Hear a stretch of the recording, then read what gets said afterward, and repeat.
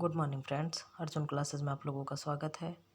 Friends, आज हम लोग होम साइंस चैप्टर 2 के अति लघु उत्तरी प्रश्न का अध्ययन करेंगे। लॉन्ग क्वेश्चन आप लोग इससे बना लीजिएगा, हम बस छोटे छोटे कोई तैयारी करवाएंगे। प्रश्न क्या है? गृह व्यवस्था का अर्थ स्पष्ट कीजिए। गृह व्यवस्था का अर्थ घर परिवार में उपलब्ध साधनों के सदुपयोग के लिए उचित निर्णय लेना तथा लिए गए निर्णय के आधार पर परिवार के स्वीकृत लक्ष्यों को प्राप्त करने के लिए उपलब्ध साधनों का सदुपयोग करना।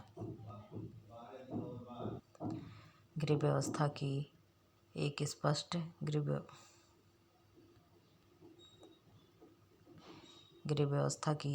परिभाषा लिखिए। गृह व्यवस्था के अंतर्गत परिवार के साधनों का नियोजन, नियंत्रण तथा मूल्यांकन आता है। निखिल तथा डोर्सी के अनुसार गृह व्यवस्था के दो मुख्य उद्देश्यों का उल्लेख कीजिए। क्या है? परिवार के सभी सदस्यों की आवश्यकताओं की पूर्ति, पारिवारिक आय को उचित प्रकार से खर्च करना।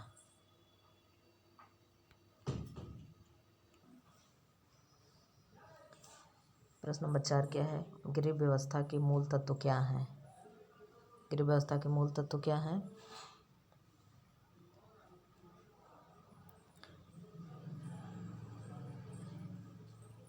गृह व्यवस्था के मूल तत्व हैं नियोजन, नियंत्रण तथा मूल्यांकन। गृह व्यवस्था के मूल तत्व क्या है? नियोजन, नियंत्रण तथा मूल्यांकन। प्रश्न नंबर 5, गृह प्रबंध की परिभाषा। सुचारू गृह व्यवस्था से प्राप्त होने वाले 3 मुख्य लाभ बताइए। क्या है? परिवार की सदस्यों की आवश्यकताएं पूर्ति हो जाती हैं, परिवार के आय व्यय का नियोजन हो जाता है तथा रहन सहन का स्तर उन्नत हो सकता है। सुचारू गृह व्यवस्था से प्राप्त होने वाले 3 मुख्य लाभ बताइए। अगर आपके घर में अच्छे से गृह व्यवस्था का संचालन कोई कर रहा हो, परिवार की सभी आवश्यकताएं पूरी हों, बच्चा पढ़ रहा उसकी फीस हो, आप ऑफिस जा रहे हो उनके लिए खर्चा हो, इस तरीके से पूरे घर का, दूध वाले का, काम वाली का, हर चीज़ का अगर हम व्यवस्था अच्छे से देखते हैं, सारे सदस्यों की आवश्यकताएं अगर पूरी हो जाती हैं तो ये एक अच्छा गृह व्यवस्था है। परिवार के आय व्यय का नियोजन हो, परिवार में कितने पैसे आ रहे हैं, 10 रुपये आ रहे हैं तो कोशिश करें 9 रुपये खर्च हों, न कि 11 रुपये। अगर 11 रुपये खर्च होंगे तो क्या होगा? हमें उधार लेना पड़ेगा।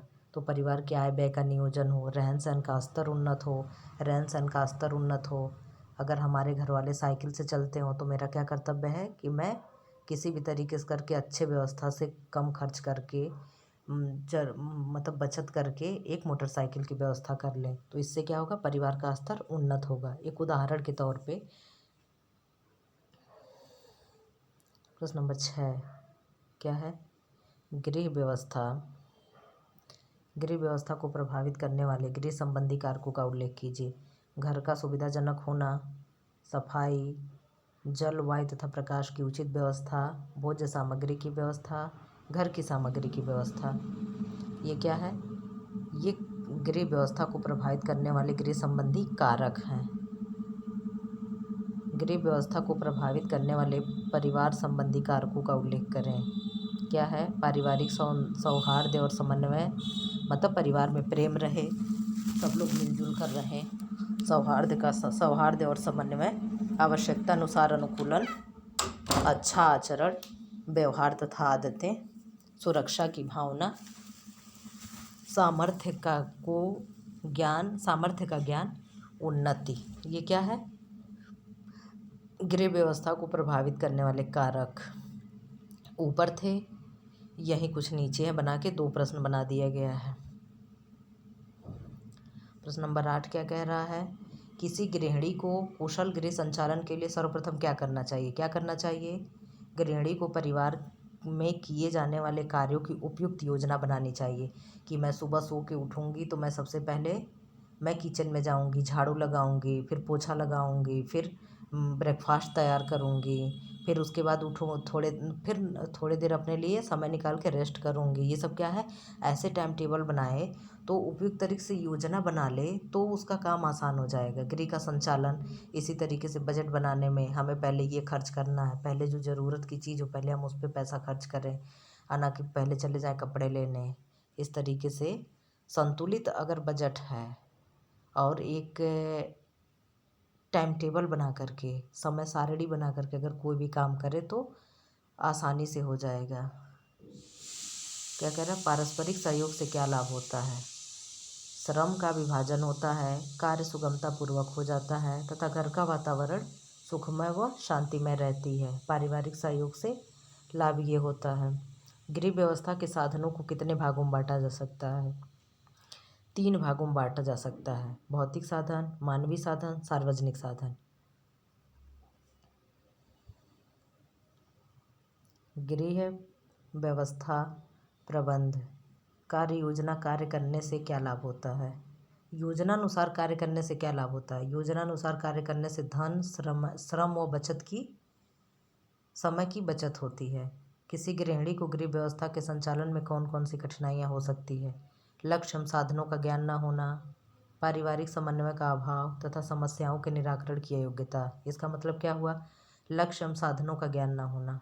लक्ष्य एवं साधनों का मतलब हमें ये नहीं मालूम है कि हमें क्या करना है, हमारा मुख्य उद्देश्य क्या है, और जो साधन है हम किसका उपयोग करके कौन सा काम जल्दी कर लेंगे। अगर ये ज्ञान नहीं है तो उसे गृह व्यवस्था संचालन में कठिनाई होगी। परिवार का समन्वय नहीं है, अगर परिवार में तालमेल नहीं अच्छे से है तो वहाँ भी गृह व्यवस्था संचालन में कठिनाई होगी। समस्याओं के निराकरण, अगर हमारे सामने कोई समस्या है, अगर उसका हम निराकरण अच्छे से निराकरण करने का हमारे अंदर योग्यता नहीं है तो वहाँ गृह व्यवस्था में संचालन में कठिनाई होगी। किस गृहिणी को कुशल गृहिणी कहेंगे। वे गृहिणी कुशल गृहिणी कहलाएगी जो पारिवारिक आवश्यकताओं को व्यवस्थित ढंग से पूरा कर सके तथा परिवार के सभी सदस्यों का उचित सहयोग भी प्राप्त कर सके। क्या हुआ, गृहिणी वही अच्छी कहलाएगी जो आवश्यकताओं के परिवार की आवश्यकता है। अगर मेरा लड़का है, मान लो मेरा बच्चा है, पढ़ने जाता है, उसकी कापी किताब फीस की पहले मैंने पैसा रख ली। हमारे घर में हमारे माता पिता हैं, उनके दवा की पैसा रख ली। तो ये सब क्या हो गया, ये सब ज़रूरत की चीज़ हो गई। इसको टाला नहीं जा सकता है, ना पढ़ाई को टाला जा सकता है, ना दवाई टाली जा सकती है। तो ये कुछ इंपॉर्टेंट काम है तो इसको हमने पहले कर लिया।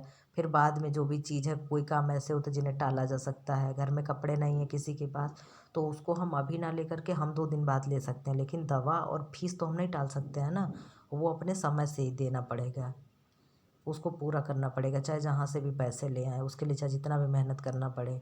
तो ये होता है कुशल गृहिणी कहलाएगी जो पारिवारिक आवश्यकताओं को व्यवस्थित ढंग से पूरा करे तथा परिवार के सभी सदस्यों का उचित सहयोग भी प्राप्त कर सके।